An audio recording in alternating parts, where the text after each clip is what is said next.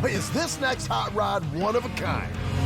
No one's ever taken an electric motorcycle motor and put it in a car before. This guy has torn up the rule book and built the E-Rat. Am I scared driving it? Yeah. You just never know what's gonna happen.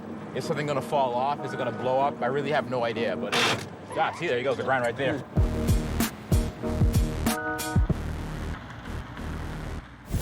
YouTuber Rich taught himself the skills to convert custom carriages.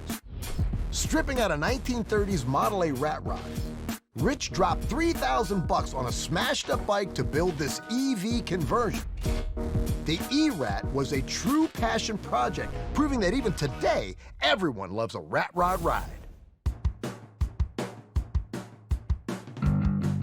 If I could describe it in 3 words, I'd say it's a work of art. Brother, this ain't no quick portrait. This is one savvy sculpture. The heart of it is a electric motor out of an electric motorcycle. Right here we have the motor itself. I had a custom-made transmission adapter. This is actually battery pack that looks like a computer case. Everyone gets super confused over it. This is a transmission out of an old 60s Chevy. That's how it gets up to speed so fast.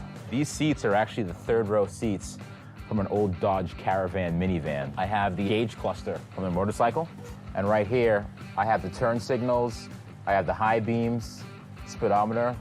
So everything that I could, all the electronics were grafted from the bike, and it went onto the rat rod. Man, you make this look easy. Surely this has got to be a tricky transformation. Woo! That's why we have the shield. You're a lucky boy, Rich.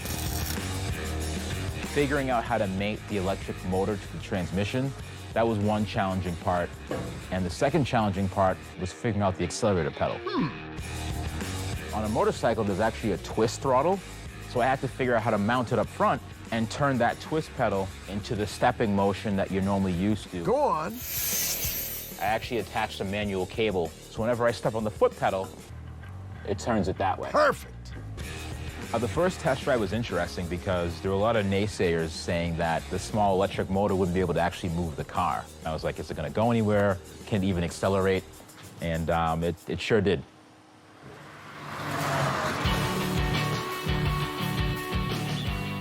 Man, look at this baby go. So much for a small electric motorcycle engine. The acceleration is surprisingly good. What I do is I put it in first gear, and I just jam the accelerator pedal, and it actually goes really, really well. The transmission allows me to work with a much smaller motor, so the torque hit is pretty instant.